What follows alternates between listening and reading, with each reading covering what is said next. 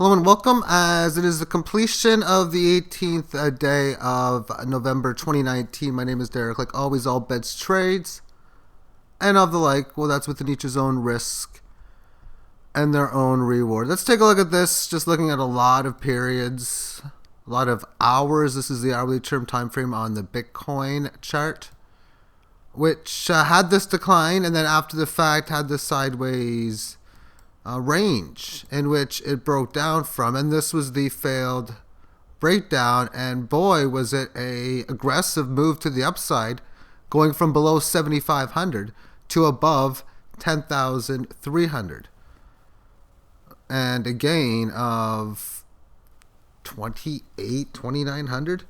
Pretty sick move and pretty fast. Thereafter the fact, we've seen this level of support resist once, this level of resistance, well, that's what it was now, and we're going through this layer of support. But more importantly, price action is now at this must hold area, because that's what I've stated from the start. Whenever any market has any type of good move, well, that's 61 to 8 holding where you came from, and they align together.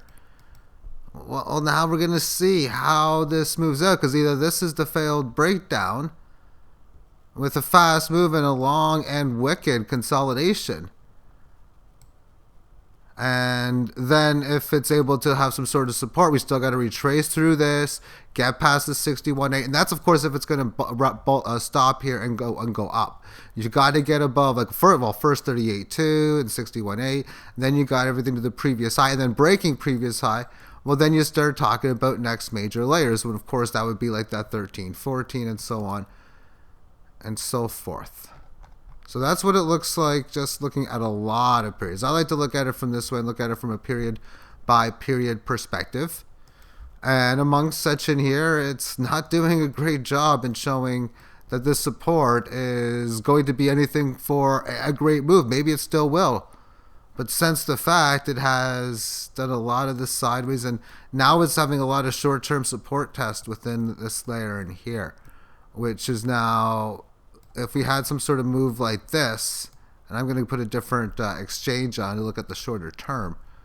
But generally speaking, if we break down, a lot of things that will happen is you come down to this point, and then some sort of move, maybe you'll rally up in here, and that would be one bearish pattern, of course. And then, of course, another way of looking at it, a commonality, is when you get up to here, who knows if it's going to do what I just shown in this. Maybe it keeps going higher. Maybe it comes down and does a higher low and gets above.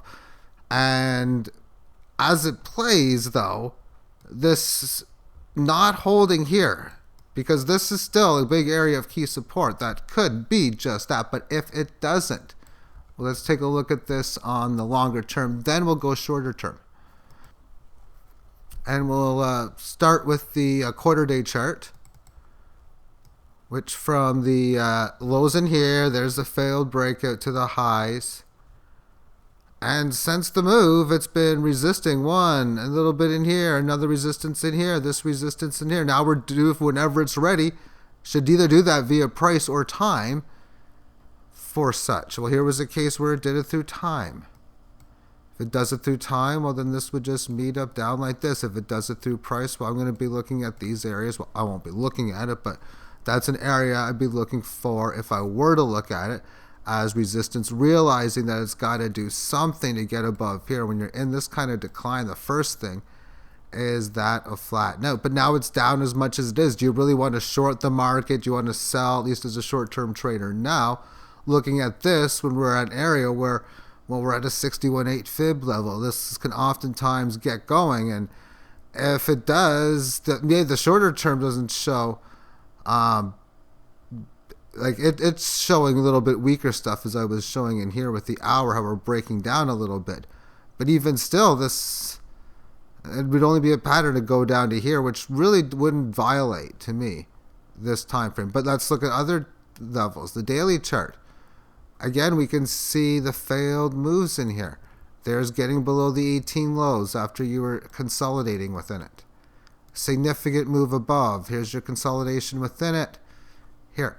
And as I've stated in big place, okay, well, if this doesn't succeed, I need to see a longer term. That would be on the daily to see how it holds. So we'll go to the triple day chart, and there we have it. It's piercing below the 18 lows. It still can hold and stay above it. But when you have a situation like this, you have this low, this high. Now we're going back to the start of the year. We're almost at the end of the year, the decade. There's the support becoming resistance. There's this previous low in here. This gives in, I know, because the holding and staying on the 18 lows means that it ain't going to fall below here. It can go down here. You can stay some time below it. But then if it recaptures it, that would be me saying, yep, that's holding and staying above a level kind of deal. But the must hold move from this low to this high is most certainly not here. It's more along the lines of somewhere down in here. It would be a pierce below. And then the 6,000 level in here, which was a major level of, at least for remembrance. A lot of people involved in cryptos at that time do remember the 6,000. And it's got big Fibonacci mathematics importance with it as well. So on any break of this support, I'd be looking for a play piercing below 63, so most likely going below 6,000. And amongst this, it wouldn't even surprise me if it was in the 5,000, like 51 to 54. If, of course, that scenario takes place. On the weekly term time frame, we have a market breaking down. But again, we're going to have to state, like I said before, when you have a situation of a big move like this, when you're using the 18 average in this, especially because it's such a short-term move, especially on the front-weighted part, is I'm going to want to look at the longer term. So it's going to be this monthly chart that I'm going to want to look at this 18 to see if this move is that of a successful one. But it does alert me the fact that is this a holding and staying in the 18? Well, it got up to the 18 highs on this move. That was a great play, but it's now breaking below. So I realize that if it goes down below this, it's probably going to have a leg lower. The 18 is going to start to decline a little bit, and we're going to make a new low significantly noticeably lower than this. And usually when that happens, it's going to happen very fast and efficient. Okay. Next up, the monthly chart. You can see that 6,200 on the must hold. So there's more implications towards it than there. Again, holding and staying above, like we can see 51 would be like, yeah, that would be, you really don't want to go much lower than that. As far as using this as your gauge to decide the direction of the market, bullish, bearish, neutral, all that kind of stuff. Because right now it's neutral after it had a spectacular move. And I suppose I could use the same analysis and say I would want to see for a real long-term succession hold. The quarterly is like the must hold as far as the crypto space is concerned. That might be, which right now is in at 4,000. If this thing breaks down, that means, well, then you got the yearly chart, but it hasn't had too many years, has it? Okay, not too much I'm going to talk about as far as altcoins are concerned. I'm going to talk about fantasy hockey as well after this. And in the gauging of Bitcoin dominance, I'm going to wait till it does something that changes what I've been saying before. So it's all about the same in there, correcting through time right now within the 18. And I'm going to talk about the two coins in which I traded because of they went up. First being that of Theta, which on the hourly term time frame first had a decent move on November the 15th. And like I've stated all these times before, yeah, you see this move. This is the case. You've had this move. We had this resistance at 1033. And then this happens. Okay, now the must hold is 1030. And we can see that it comes down to 1030. And then on this move, we have from point low to point high. And there is a lot of congestion at previous high here. Post congestion, move to this high, which is previous high, higher low, and it looks like this thing might be ready and poised to have a significant move. So what the short term tells me is that when looking at this on the daily, we've had all of these failed moves be just that, fail. This one was an attempt to start this failed move back to previous low. And there's been a lot of support in this 1,000 lately, of course, we can see, but this failed breakout took several days, but then back to most of the time piercing below 1,000, but easy to buy at the low thousands. Many attempts to try to attempt a good move, but not really in these 3 points. But this one, that was a very good one because it was so fast and concise. It took like hours to get here compared to like days on these 2 previous attempts. But then look how long it took to go back here. That took several days. This took a couple. And then all of this nonsense, there's no volatility. And then the volatility ramps up a bit to this move. Get above here, get down, and then the exitation in Monday's session. Okay, so now I'm looking if it's going to have a move to previous high. That's 1,300. And even maybe we got 1,400. And 1,400 is that interesting spot because that's where all of these quick buys came in back in the day in July. So that is Tezos.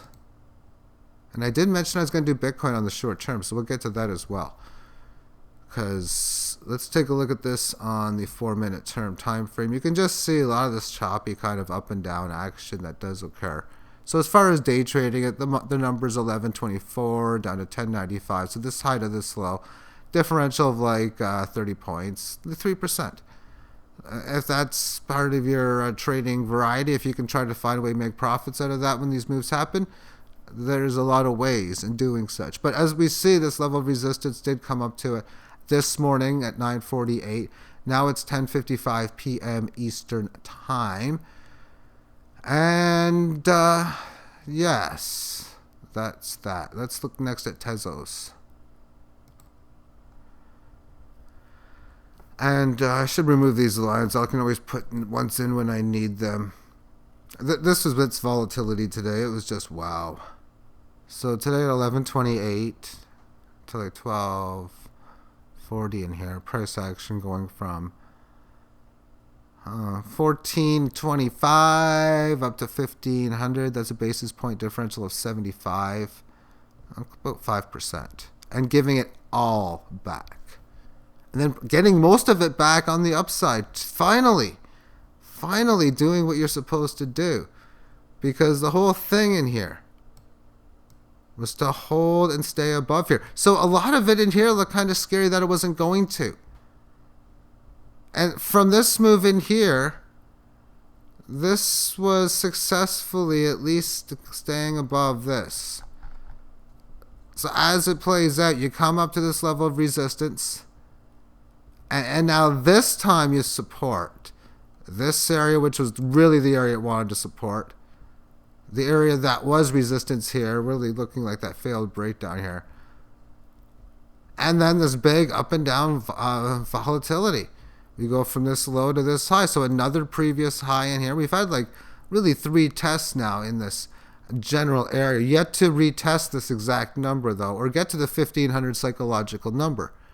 And short term, after this last high, well, here you have a spot where we've had this little bit of a down move. And well, this is the 4-minute term. So a lot of this is going to be yada yada whatever because it's so short term. There's only so much data I can show in the Tezos. But on the single hour term, we can see that this move has been going on for quite some time. And we did once come up to this high, which came to 1544. However, we look at this level of resistance in here. The amount of time in which it spent here was like very little. It resisted this point. And I'm going to remove that and just stick a horizontal right here. And then it comes up to it here for just a very short period of time. It does not support this area.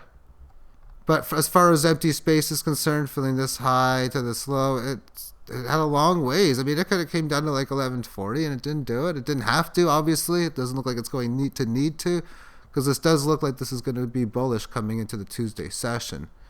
But anyway, as I continue forward, this engagement in here had a significant amount of period amongst the resistance. Never really did break out, of course, and it did for a short amount of time hold this level of support. But in doing so, all of this congestion and sideways consolidation was at this level of resistance in here. So now, as hard, not the easiest to see, but or as like so, a lot of times it's just so obvious to see support resistance hitting. This one, if you look at it closer, is a really good example. Small failed breakdown in here. So now this thing got going right in here on this big green candle move and has ever since been great support. Still, we could have some higher low come down to like 1437. So short term, you know, whatever. If it goes there, it still keep that great pattern. Even if it does break down, now this is like the must hold area in here. But getting out above any of these key spots like this potential for large gains is just that. I'll finish it off within the 8 hour because this is all they have for data on here. And it didn't come back down to this level. We can see 1123, 1172. Well, the lowest it came down to was 12 2/3. And now, again, we can see the same little resistance in here. You know what I'm going to do? I'm going to do a Fibonacci calculation. It didn't have it. What I like to see is, but I know the alternate to do it though. Point A move, market rallies from a low to a significant high. Then it has a price correction, which it doesn't have. I mean, this is a spot where it should have filled some of this empty space. So what I'm going to do is find out where the 618 number is, which I'm going to guess to be about, should be somewhere.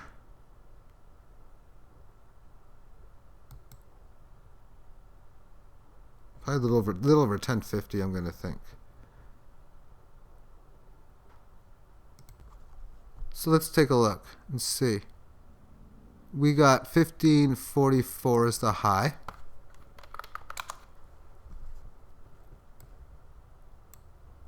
And as this low, 853. Yeah. So I was saying a little bit 1050. 1070, not bad, not bad. So 1070 being that must hold area. 1231. I mean, it supported piercing above that. That's interesting. It's almost like buyers coming in a little earlier, sellers stopping, not going a little bit more kind of deal. But I mean, it's just one of those rare examples where it would have been a pierce above. Either way, as it goes, what I'm going to do is I'm going to take the high of the 1544 and divide it by 1070.